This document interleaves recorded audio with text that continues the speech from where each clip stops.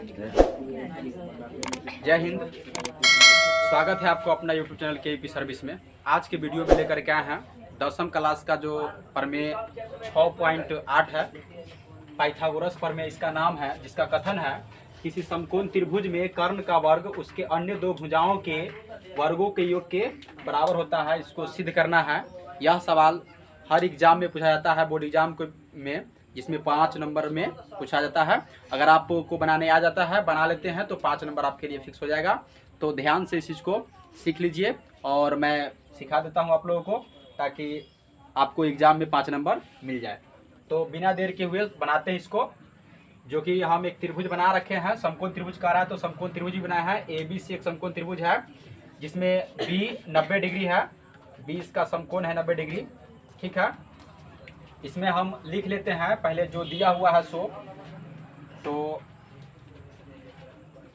दिया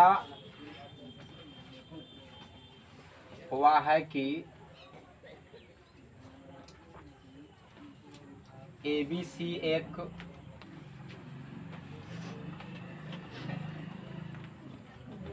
समकोण त्रिभुज है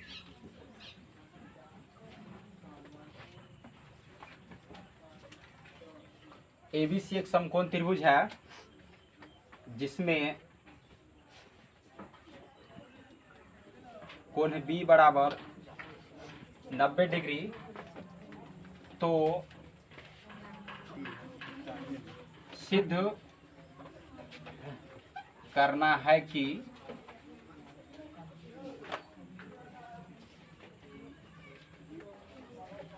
कर्ण का वर्ग यानी AC स्क्वायर बराबर लंब AB स्क्वायर प्लस आधार हो जाएगा BC स्क्वायर। AC स्क्वायर बराबर AB square plus BC square, यही हमको सिद्ध करना है। तो सिद्ध करना में जो दिया था वो लिख लिए, जो सिद्ध करना था वो भी लिख लिए। अब चलते हैं रचना में। तो जो भी हम आकृति में अलग से कुछ भी करते हैं, जो भी कुछ भी हम अलग से कुछ करते हैं आकृति में, उसको हम रचना में लिखते हैं। तो कर क्या लेते हैं, कोण B से AC पर BD लंब डाल दिए, ठीक है। तो इसको रचना में हम लिखेंगे कोण B से AC पर BD लंब डाला। कोण B से AC पर BD क्या किए, लंब डाल दिए, ठीक है। अब चलते हैं प्रमाण में।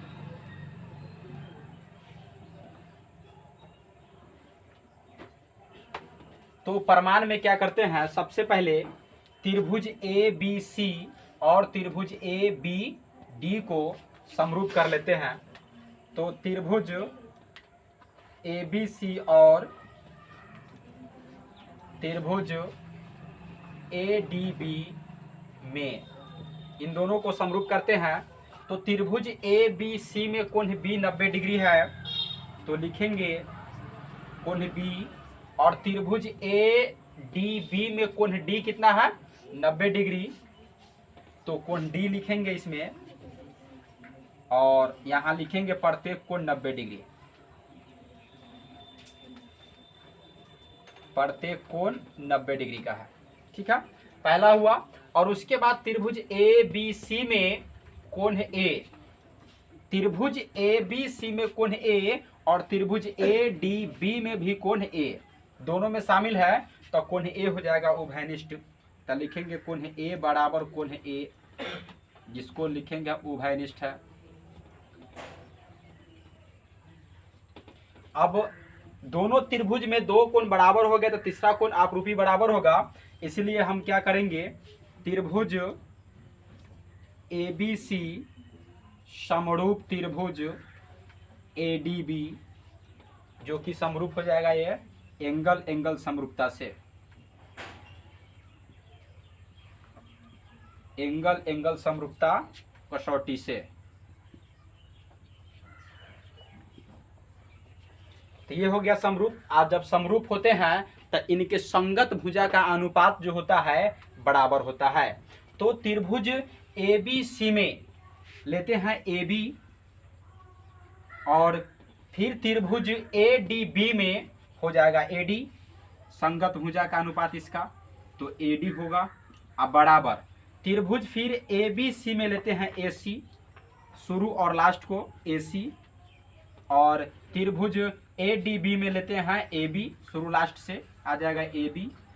अब इसको क्रॉस गुना करेंगे तो ए बी गुने ए बी हो जाएगा ए बी स्क्वायर बराबर ए डी गुने ए सी लिख देंगे, ए डी गुने ए सी।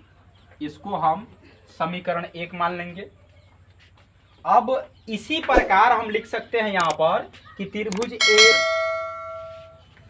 तो ए बी बटा ए डी बराबर ए बी ए सी बटा ए बी है, जिसको हम क्रॉस गुना करेंगे तो ए बी गुने ए बी स्क्वायर हो जाएगा, और ए डी गुने ए सी, तो ए डी गुने ए सी समीकरण 1 लिख दिए। अब इसी प्रकार से हम कर सकते हैं, जिस प्रकार से त्रिभुज ए बी सी और त्रिभुज ए डी बी को समरूप किए हैं, ठीक उसी प्रकार से हो जाएगा त्रिभुज ए बी सी और त्रिभुज बी डी सी भी समरूप होगा। तो पुनः हम क्या कर लेते हैं यहाँ पर, 1 मिनट के लिए आप लोग इसको पहले कॉपी कर लीजिए, उसके बाद हम फिर दोबारा त्रिभुज को समरूप करते हैं, ठीक है। पुनः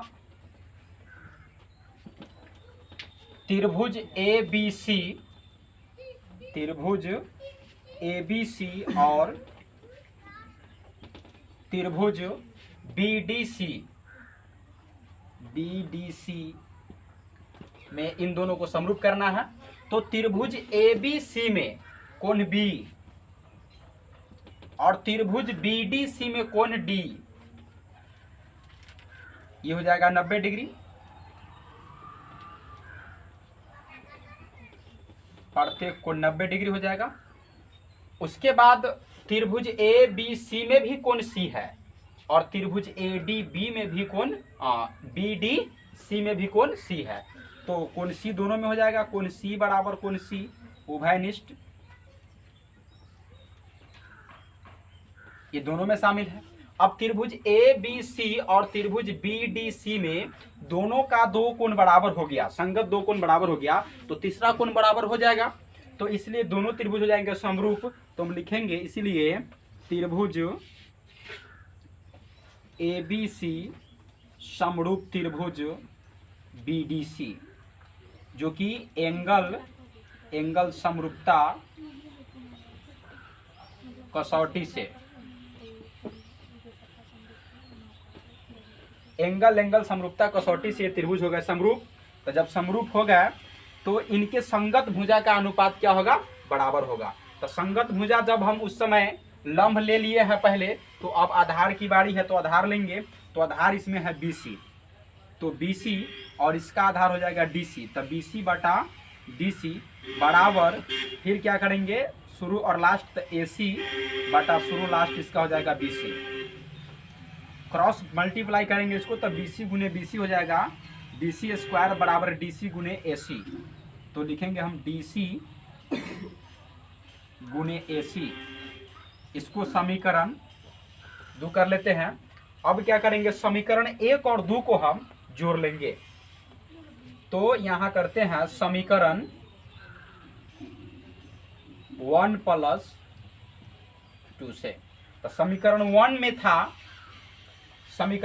था क्या कि AB स्क्वायर बराबर AB स्क्वायर था, और समीकरण 2 के बायां पक्ष था BC स्क्वायर, तो BC स्क्वायर, और बराबर था उसमें समीकरण 1 में क्या था, AD, समीकरण AD गुने AC प्लस समीकरण 2 का दायां पक्ष है DC गुने AC, तो यहाँ होगा AB square plus BC square बराबर AC, दोनों में शामिल है, कॉमन निकालेंगे हम, तो बचेगा AD प्लस DC, तो ये होगा AB square plus BC square बराबर AC, और AD और प्लस DC को जोड़ेंगे, A से D और D से C, इन दोनों को जब जोड़ेंगे तो बन जाएगा AC, तो यहाँ हो जाएगा AC, यहाँ लिख सकते हैं चित्र से, तो ये हो जाएगा AC गुने AC, तो AC स्क्वायर बराबर AB square plus BC square, AB square plus BC square जो हमें प्रूफ करना था ये साबित हो गया। आप लोग बढ़िया से इसको समझ लीजिएगा, 5 नंबर का है। धन्यवाद।